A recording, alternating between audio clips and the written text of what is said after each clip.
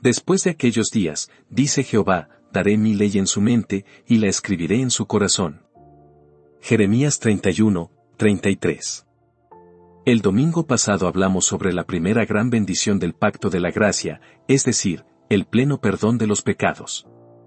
Después nos quedamos reflexionando con deleite en la promesa maravillosa, nunca más me acordaré de sus pecados y de sus iniquidades. Espero que nuestras conciencias hayan sido apaciguadas y nuestros corazones hayan quedado llenos de asombro conforme pensábamos que Dios pone a su espalda los pecados de su pueblo, de tal forma que cantamos con David, bendice, alma mía, a Jehová, y bendiga todo mi ser su santo nombre. Bendice, alma mía, a Jehová, y no olvides ninguno de sus beneficios. Esta grandiosa bendición del pecado perdonado, está siempre vinculada con la regeneración del corazón. No es otorgada debido al cambio del corazón, sino que siempre es concedida con el cambio de corazón. Si Dios quita la culpa del pecado, se asegura de eliminar a la vez el poder del pecado. Si Él aparta nuestras ofensas en contra de la ley, nos induce también a desear obedecer la ley en el futuro. Observamos en nuestro texto la excelencia y la dignidad de la ley de Dios. El Evangelio no vino al mundo para abolir la ley. La salvación por gracia no borra ni un solo precepto de la ley, ni reduce la norma de la justicia en el más mínimo grado. Por el contrario, como dice Pablo, no invalidamos la ley por la fe, sino que confirmamos la ley. El hombre caído no puede cumplir nunca con la ley mientras no sea sacado del encierro de su precepto condenatorio y camine por fe y viva bajo el pacto de la gracia. Cuando estábamos bajo el pacto de obras no respetábamos la ley, pero ahora la veneramos como una perfecta manifestación de rectitud moral. Nuestro Señor Jesús ha mostrado a todo un universo congregado, que no se puede jugar con la ley, y que cada transgresión y cada desobediencia deben recibir una justa retribución, pues el pecado que llevó por nuestra cuenta trajo sobre él, como nuestro sustituto inocente, la condenación del sufrimiento y la muerte. Nuestro Señor Jesús ha testificado por su muerte que aunque el pecado sea perdonado, no es quitado sin un sacrificio expiatorio. La muerte de Cristo rindió mayor honor a la ley que toda la obediencia que todos los que estuvieron bajo la ley hubieran podido rendirle, y fue un desagravio más eficaz ante la eterna justicia que si todos los redimidos hubieran sido arrojados al infierno. Cuando el santo hiere a su propio Hijo, su ira en contra del pecado es evidente para todos. Pero esto no basta. En el Evangelio, no solo es desagraviada la ley por el sacrificio de Cristo, sino que es honrada por la obra del Espíritu de Dios en los corazones de los hombres. Mientras que bajo el antiguo pacto los mandamientos de la ley excitaban a nuestras naturalezas perversas a la rebelión, bajo el pacto de gracia aprobamos que la ley es buena, y nuestra oración es, enséñame a hacer tu voluntad, oh Señor. Lo que la ley no pudo lograr debido a la debilidad de la carne, el Evangelio lo ha alcanzado por medio del Espíritu de Dios. Así, la ley es tenida en honor entre los creyentes, y aunque ya no estén más bajo la ley como un pacto de obras, son conformados a ella en alguna medida, al verla en la vida de Cristo Jesús, y se deleitan en ella según el hombre interior. El Evangelio otorga las cosas requeridas por la ley. Dios exige obediencia bajo la ley, Dios obra obediencia bajo el Evangelio. La ley exige de nosotros santidad, el Evangelio obra en nosotros esa santidad, de tal forma que la diferencia entre las economías de la ley y del Evangelio no podría encontrarse en ninguna reducción de las demandas de la ley, sino en que los redimidos reciben realmente lo que la ley exige de ellos, y el Evangelio obra en ellos lo que la ley requiere. Noten, amados hermanos, que bajo el antiguo pacto, la ley de Dios fue promulgada de un modo aterrador, mas no aseguró una fiel obediencia. Dios bajó al Sinaí, y todo el monte humeaba, porque Jehová había descendido sobre él en fuego, y el humo subía como el humo de un horno, y todo el monte se estremecía en gran manera. Era tan terrible la visión de Dios manifestándose a sí mismo en el monte Sinaí, que incluso Moisés dijo, estoy espantado y temblando. De las densas tinieblas que cubrían la sublime cúspide provino el sonido de una bocina que sonaba largamente y cuyo estruendo iba aumentando en extremo, y una voz proclamó uno a uno los 10 grandes estatutos y las ordenanzas de la ley moral. Creo ver a la gente a la distancia, con un término señalado alrededor del monte, encorvada y sumida en un pavor desmesurado, suplicando por fin que no se les dijeran más esas palabras directamente a ellos. Tan terrible era el sonido de la voz de Jehová, aun cuando no estaba declarando venganza sino simplemente exponiendo la justicia, que el pueblo no lo pudo soportar más, y, sin embargo, no quedó una impresión permanente en sus mentes, y sus vidas no mostraron ninguna obediencia. Los hombres pueden sentirse acobardados por el poder, pero solo son convertidos por amor. La espada de la justicia tiene menos poder sobre los corazones humanos que el cetro de la misericordia. Para preservar aún más esa ley, Dios mismo la grabó en 2 tablas de piedra, y puso esas tablas en las manos de Moisés. ¡Qué tesoro! De cierto, ningún elemento material había sido tan honrado como estas 2 losas, pues fueron tocadas por el dedo de Dios, y mostraban la impresión legible de su mente. Pero estas leyes sobre piedra no fueron conservadas, ni las piedras ni las leyes fueron reverenciadas.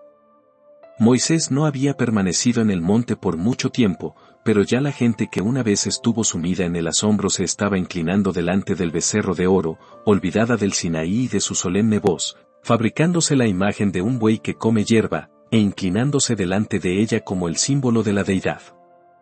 Cuando Moisés bajó del monte con las inapreciables tablas en sus manos, vio al pueblo enteramente entregado a una ruin idolatría, y en su indignación arrojó las tablas al suelo y las quebró, al ver cómo el pueblo las había quebrantado espiritualmente violando cada palabra del Altísimo.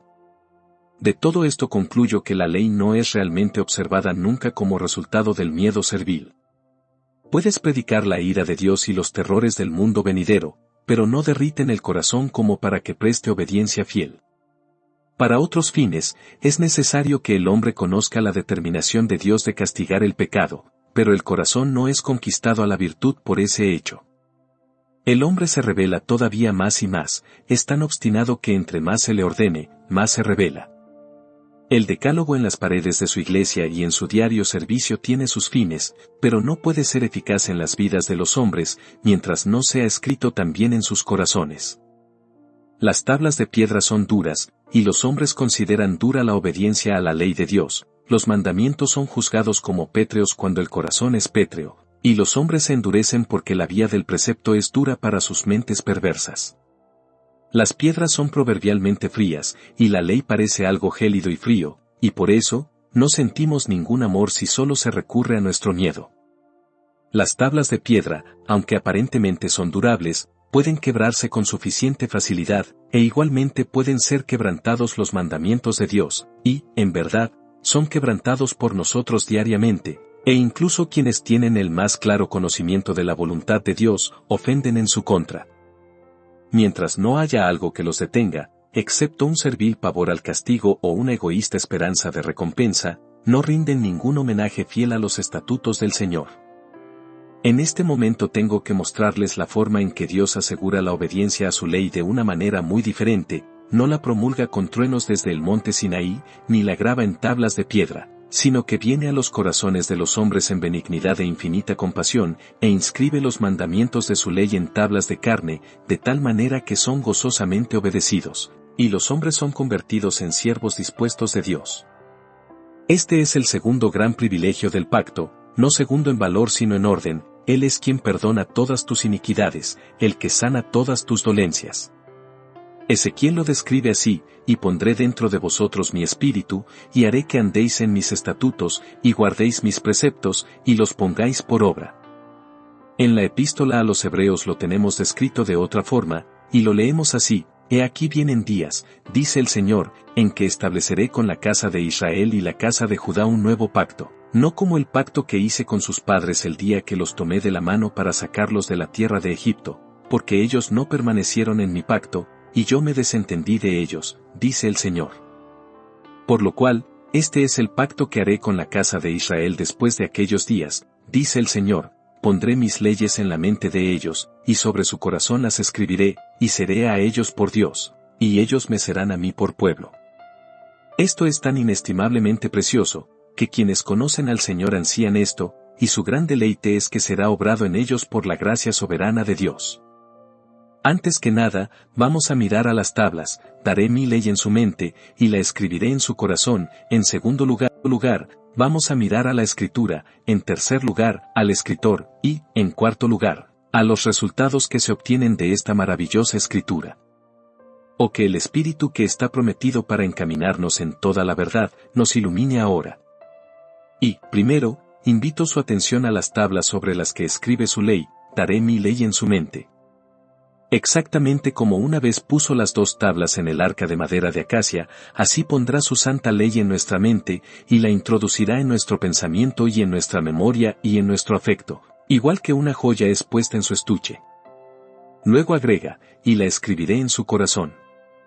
De la misma manera que las santas palabras fueron grabadas sobre piedra, así serán escritas ahora en el corazón, con la escritura del propio Dios. Observen que la ley no es escrita sobre el corazón, sino en el corazón, en su propio tejido y constitución, de tal forma que se infunde la obediencia como principio vital en el centro y núcleo del alma. Así, pueden ver que el Señor ha seleccionado como sus tablas lo que constituye el asiento de la vida. Es en el corazón donde se encuentra la vida, y una herida allí es fatal, donde está el asiento de la vida, allí estará el asiento de la obediencia. La vida tiene su palacio permanente y su perpetua habitación en el corazón, y Dios dice que, en lugar de escribir su santa ley sobre piedras que pueden ser colocadas a la distancia, la escribirá en el corazón, que siempre está dentro de nosotros. En vez de poner la ley sobre filacterias que pueden ser atadas en medio de los ojos, pero que pueden ser quitadas de allí con facilidad, Él la escribe en el corazón, donde debe permanecer siempre. Él ha ordenado a su pueblo que escriba sus leyes en los postes de sus casas y en sus puertas, pero en esos conspicuos lugares podrían volverse tan familiares que podrían pasar inadvertidas. Ahora el propio Señor las escribe donde estén siempre visibles y produzcan siempre efecto. Si los hombres tienen los preceptos escritos donde reside su vida, entonces viven con la ley, y ya no pueden vivir sin ella. Es maravilloso que Dios haga esto.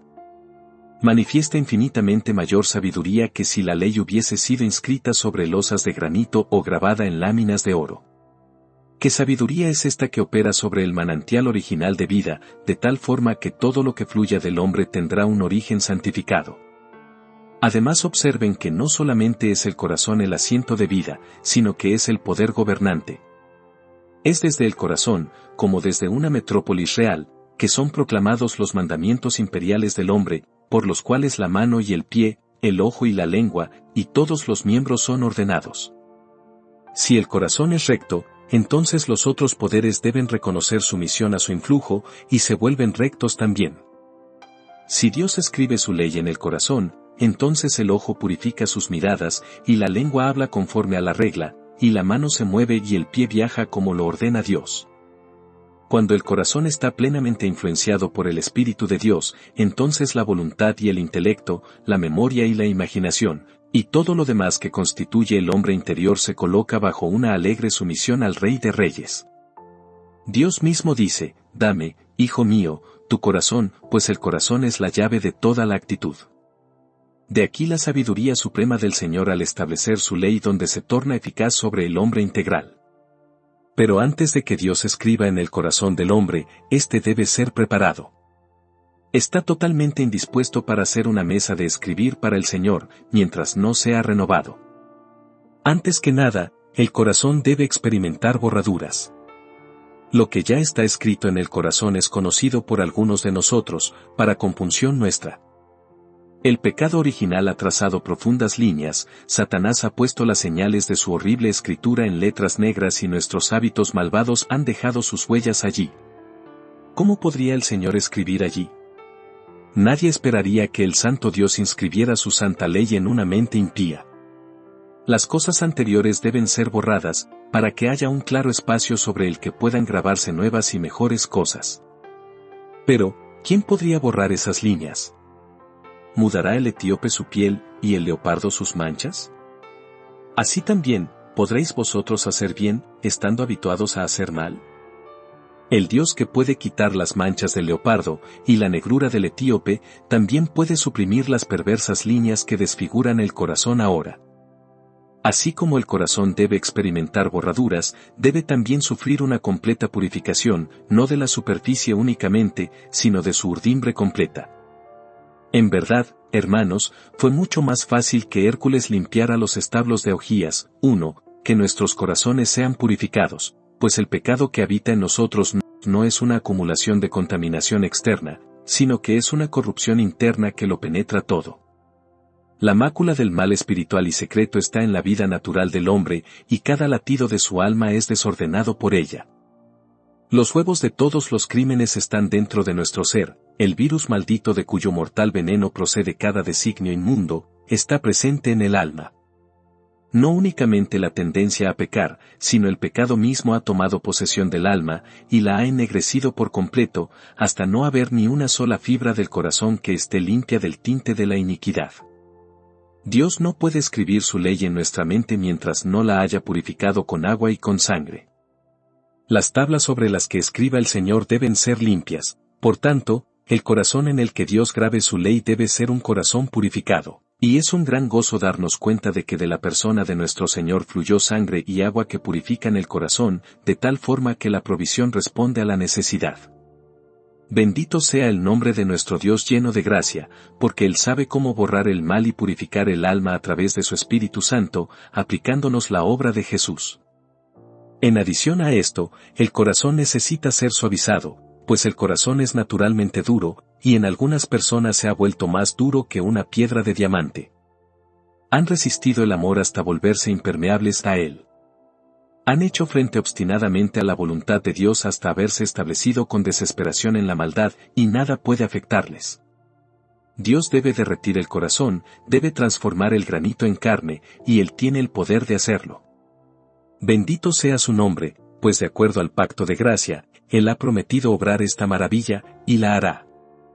Y el ablandamiento no basta, pues hay algunas personas que poseen una ternura de un tipo sumamente embaucador. Reciben la palabra con gozo, sienten cada expresión de la palabra, pero prontamente siguen su propio camino y se olvidan qué tipo de personas son.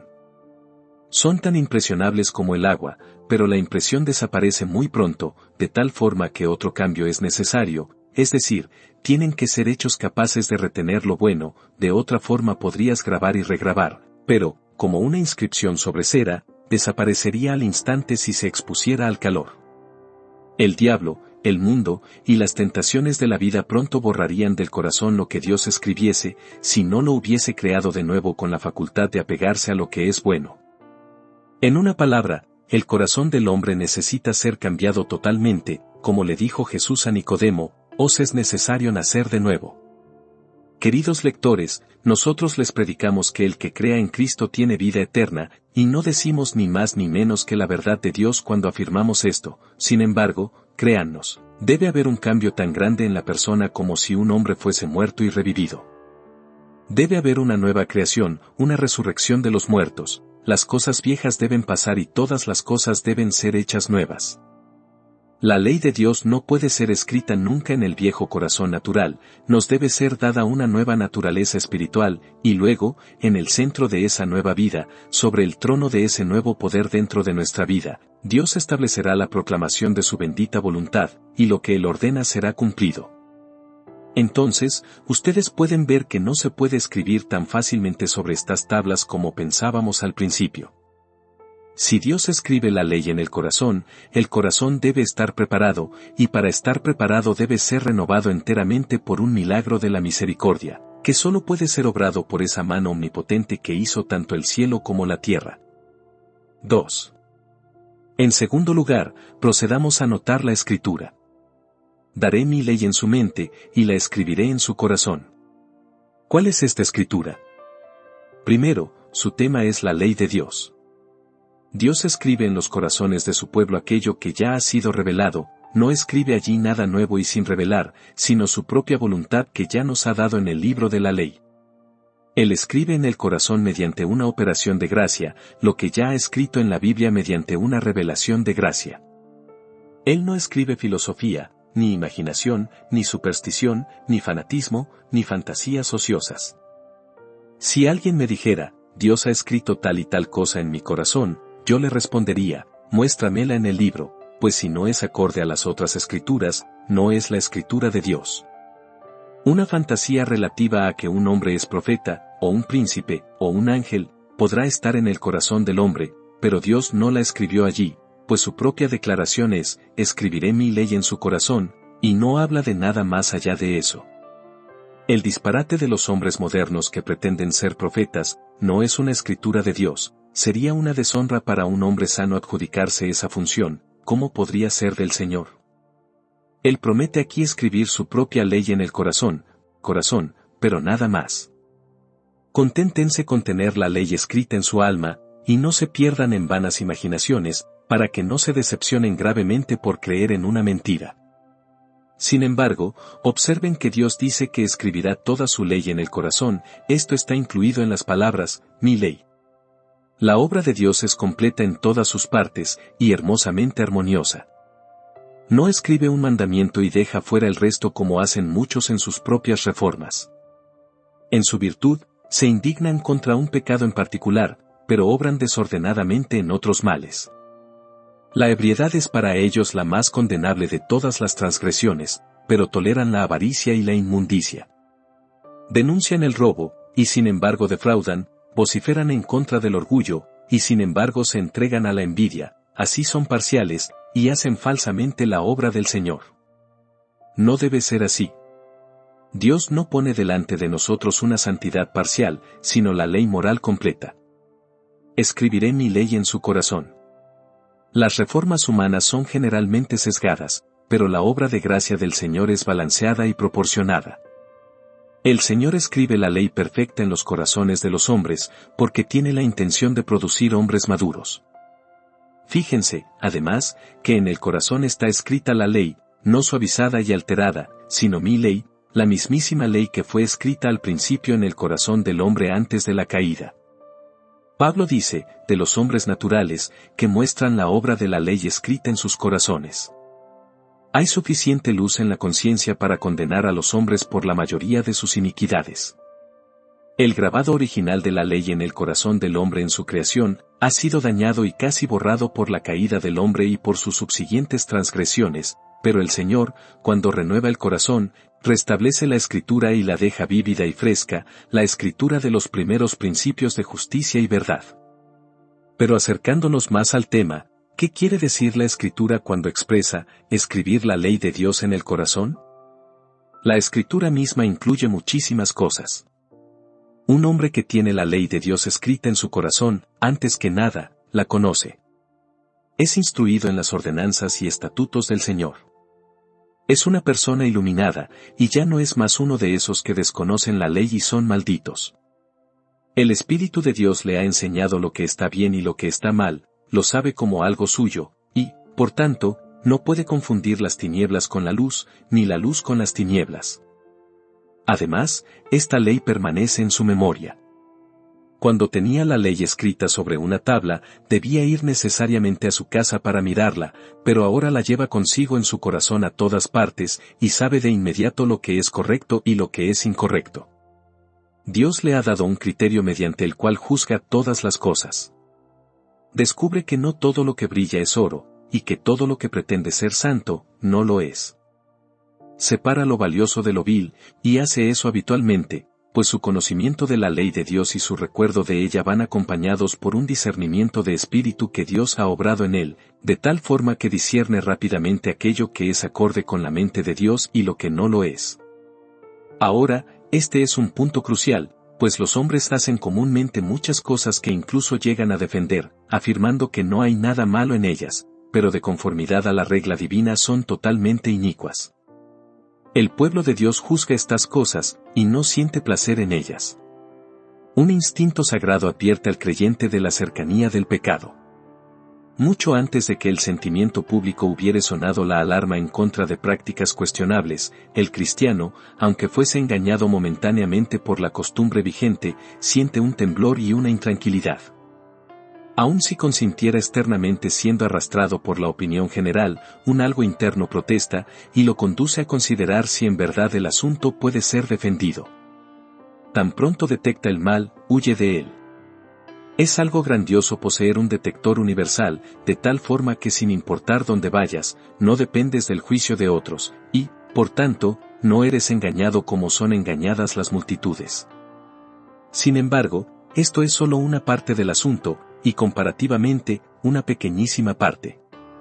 La ley está escrita en el corazón del hombre más allá de este punto, es decir, el hombre aprueba que la ley es buena, y su conciencia restaurada clama, sí, eso es así, y tiene que ser así. Este mandamiento mediante el cual Dios ha prohibido un cierto camino es un mandamiento adecuado y prudente, tenía que ser prescrito. Es un signo esperanzador cuando un hombre no desea más que los mandamientos divinos sean diferentes de lo que son, sino que los confirma mediante el veredicto de su aprobación. ¿Acaso no hay hombres que en su ira desearían que matar no fuera un crimen? ¿Acaso no hay otros que no roban, pero que desearían apoderarse de los bienes de sus vecinos? ¿Acaso no hay muchos que desearían que la fornicación y el adulterio no fueran vicios? Esto comprueba que sus corazones son depravados, pero no sucede así con los regenerados, no quisieran que la ley fuera alterada por ningún motivo. Su voto es a favor de la ley, pues la consideran como el guardián de la sociedad, la única base sobre la que se puede construir la paz del universo, pues únicamente mediante la justicia puede ser establecido algún orden en las cosas. Si poseyéramos la sabiduría de Dios, proclamaríamos precisamente esa ley que Dios ha proclamado, ya que la ley es santa, y justa, y buena, y promueve el más elevado beneficio para el hombre. Es algo grandioso cuando el hombre llega a ese punto. Pero, además, Dios introduce en el corazón un amor a la ley así como una aprobación de la misma, de tal magnitud, que el hombre agradece a Dios por haberle dado tan justa y amable representación de lo que es la perfecta santidad, le agradece porque le ha dado tales cordeles de medida, por los cuales sabe cómo debe construirse una casa en la que mora Dios.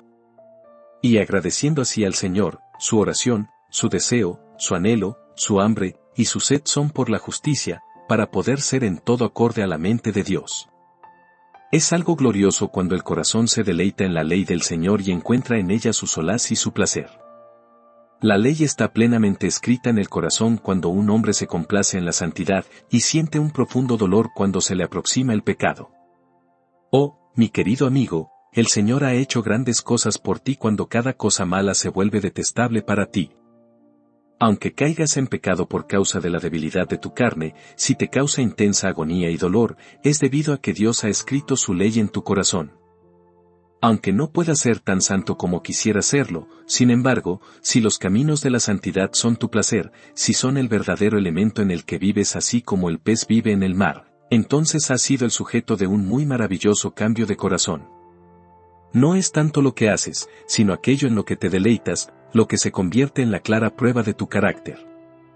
Muchas personas estrictamente religiosas que van y vienen de la iglesia a la capilla, estarían inusualmente alegres si no se sintieran obligadas a hacerlo. ¿Acaso no es su adoración pública una formalidad muerta? Una buena cantidad de personas tiene reuniones de oración familiar y oraciones privadas, pero desearía poder liberarse de tales estorbos. ¿Hay acaso alguna religión en los ejercicios corporales que son una carga para el corazón? Nada es aceptable a Dios mientras no sea aceptable para ustedes mismos. Dios no recibirá su sacrificio a menos que lo ofrezcan voluntariamente. Cuán contrario es esto a la creencia de muchos, pues dicen, vea usted, yo me niego a mí mismo al ir tantas veces a un lugar de adoración y por hacer oración privada, por tanto debo ser muy religioso. Lo contrario es más aproximado a la verdad. Cuando servir a Dios se convierte en una desdicha, entonces, en verdad, el corazón está muy lejos de la salud espiritual, pues cuando el corazón ha sido renovado, se deleita en adorar y servir al Señor. En lugar de decir, yo dejaría de orar si pudiera, la mente regenerada clama, yo quisiera poder estar orando siempre.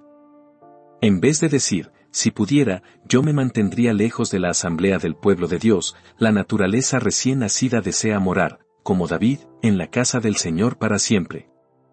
Esta es una gran evidencia de la escritura de la ley en el corazón, cuando la santidad se vuelve un placer y el pecado se convierte en una amargura.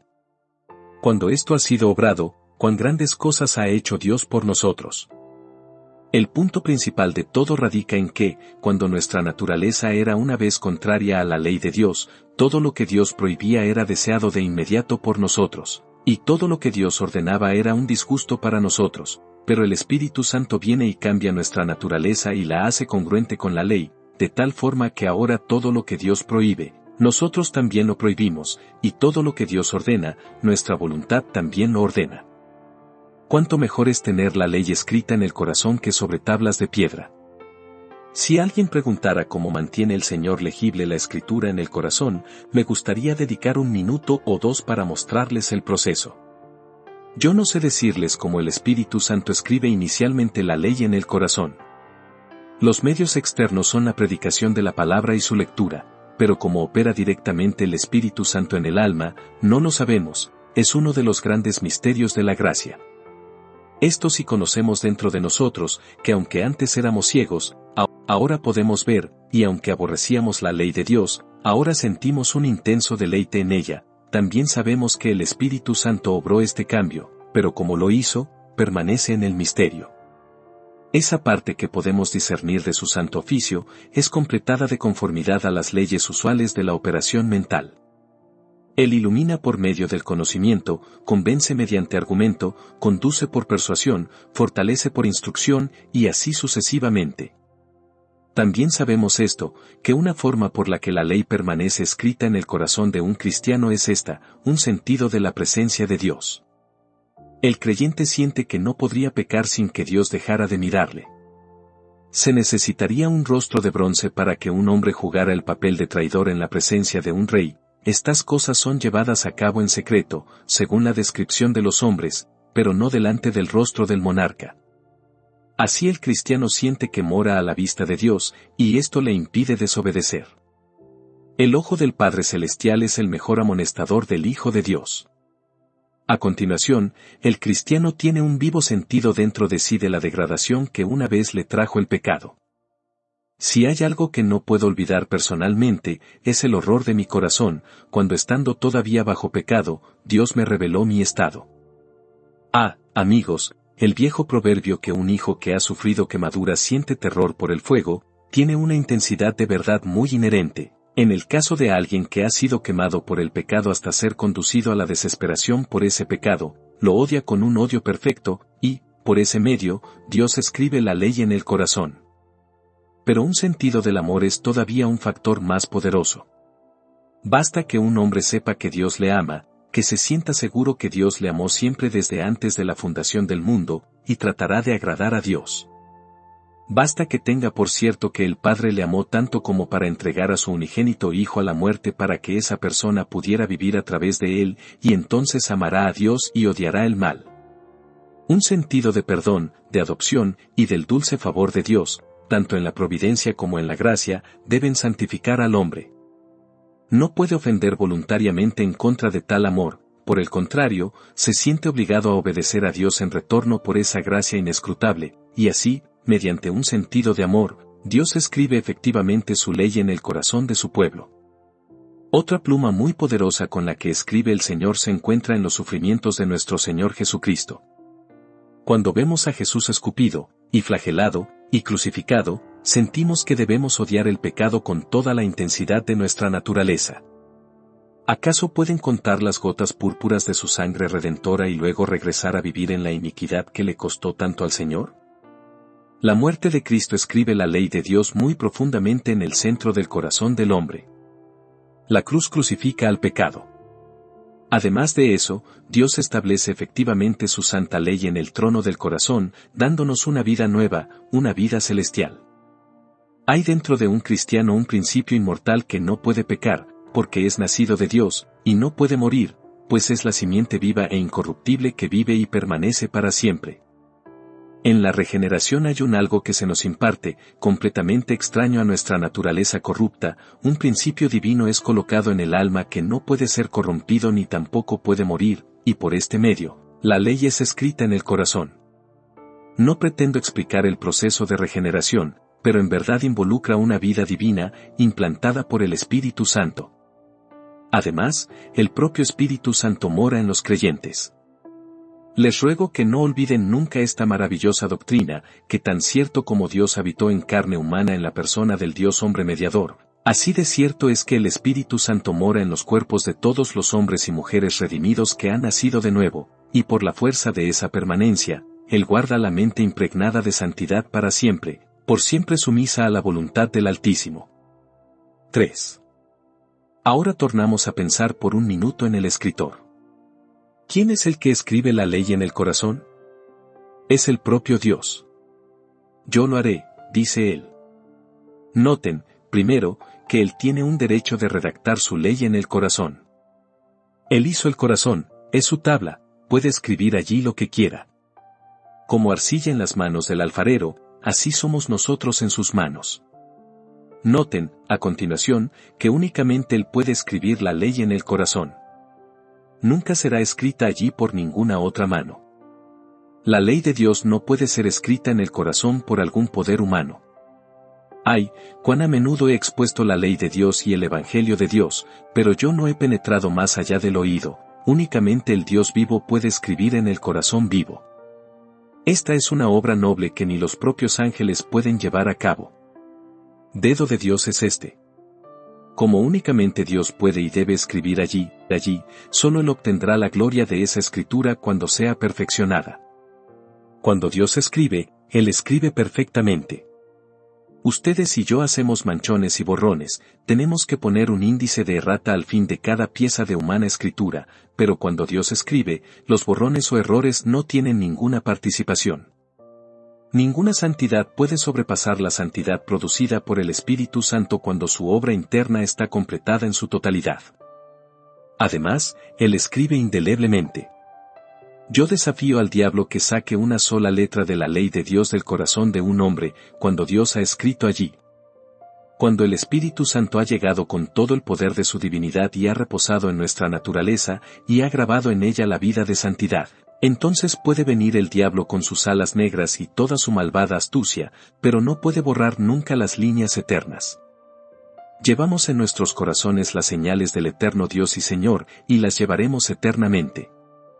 Las rocas grabadas muestran las inscripciones durante mucho tiempo, pero los corazones grabados las llevan por siempre y para siempre. ¿Acaso no dice el Señor, pondré mi temor en el corazón de ellos, para que no se aparten de mí? Bendito sea Dios por esos principios inmortales que prohíben que el Hijo de Dios peque. 4. Quiero concluir notando los resultados de la ley escrita de esa manera en el corazón. Quisiera que mientras he estado predicando acerca de esto, muchos de ustedes se hayan estado diciendo, yo espero que la ley sea escrita en mi corazón. Recuerden que esto es un don y un privilegio del pacto de la gracia, y no es obra del hombre. Queridos amigos, si alguno de ustedes se ha dicho, no encuentro nada bueno en mí, por tanto, no puedo venir a Cristo, habla insensatamente.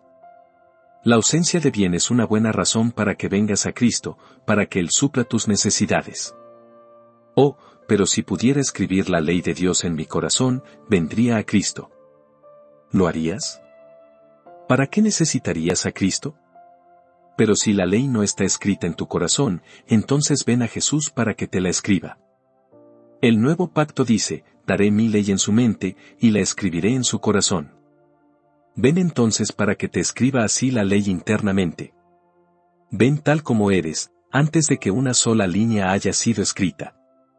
El Señor Jesús quiere preparar sus propias tablas y escribir cada una de las letras de sus propias epístolas, ven a Él tal como eres, para que Él haga todo por ti. ¿Cuáles son los resultados de que la ley sea escrita en los corazones de los hombres? Frecuentemente el primer resultado es un gran dolor. Si la ley de Dios está escrita en mi corazón, entonces me digo a mí mismo, que yo haya vivido como un quebrantador de la ley durante tanto tiempo.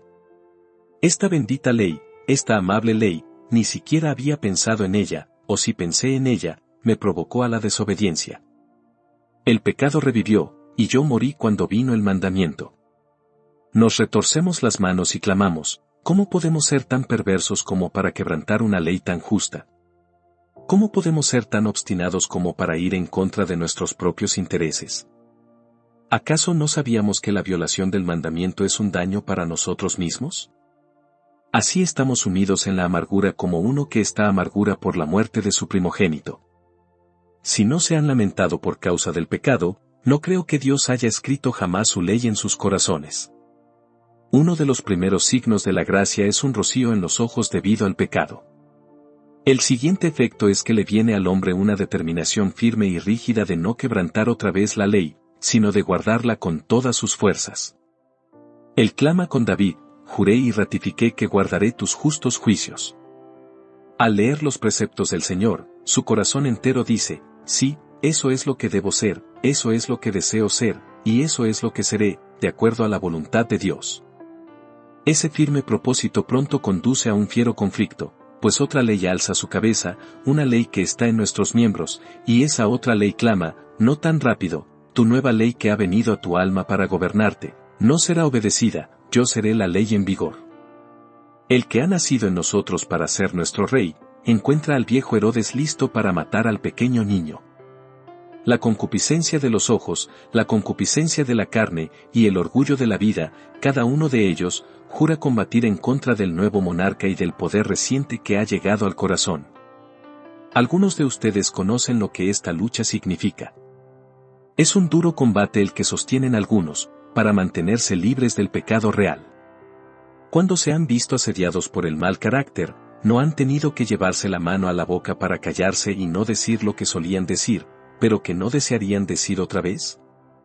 A menudo, no se han recluido en el aposento de arriba para estar solos, sintiendo que pronto resbalarían si el Señor no los sostuviera. Cuán sabio es estar a solas con Dios y clamar a Él por ayuda. Cuán prudente vigilar de día y de noche en contra del mal. Ciertos jactanciosos hablan de haber superado todo eso. Me encantaría pensar que existen tales hermanos, pero me encantaría conservarlos en una urna de cristal para exhibirlos por todos lados, o en una caja de hierro donde los ladrones no pudieran descubrirlos. Concibo que es una trampa del diablo si ustedes imaginan que están más allá de la necesidad de una vigilancia diaria. En lo que a mí respecta, no he sobrepasado el conflicto o la lucha, testifico que la batalla se torna más dura cada día. Y encuentro que aquellos miembros del pueblo de Dios con quienes me relaciono, todavía están combatiendo y luchando. Algunas veces sé que el diablo no ruge, pero le tengo más miedo cuando está quieto que cuando se enfurece. Yo preferiría que rugiera, pues un diablo rugiente es mejor que un diablo durmiente. Se le da la mano y se toma hasta el codo, y siempre que comienzas a decirte, mis corrupciones están todas muertas, ahora no tengo tendencias a pecar, estás en un grave peligro. Pobre alma, no sabes de lo que dices. Que Dios te envíe a la escuela y te ilumine un poco, y estoy seguro de que antes de que pase mucho tiempo, cantarías otra tonada. Estos son los resultados incidentales, cuando el Señor escribe la ley en el corazón, las refriegas y las luchas son comunes dentro del hombre, pues la santidad se esfuerza por alcanzar el predominio. Pero, ¿acaso no resulta de la Escritura divina algo mejor que esto? Oh, sí. Viene una obediencia real. El hombre no solo aprueba la ley porque es buena, sino que la obedece, y cualquier cosa que Cristo ordene, no importa cuál sea, el hombre busca cumplirla, no solamente desea hacerla, sino que la cumple realmente, y si hay algo que está mal, no solamente desea abstenerse de ello, sino que se abstiene. Con la ayuda de Dios, se vuelve recto, y justo, y sobrio y piadoso, y amante, y semejante a Cristo, pues esto es lo que el Espíritu de Dios obra en él. Él querría ser perfecto, a no ser por las viejas concupiscencias de la carne que permanecen en los corazones de los regenerados. El creyente siente ahora un intenso placer en todo lo que es bueno.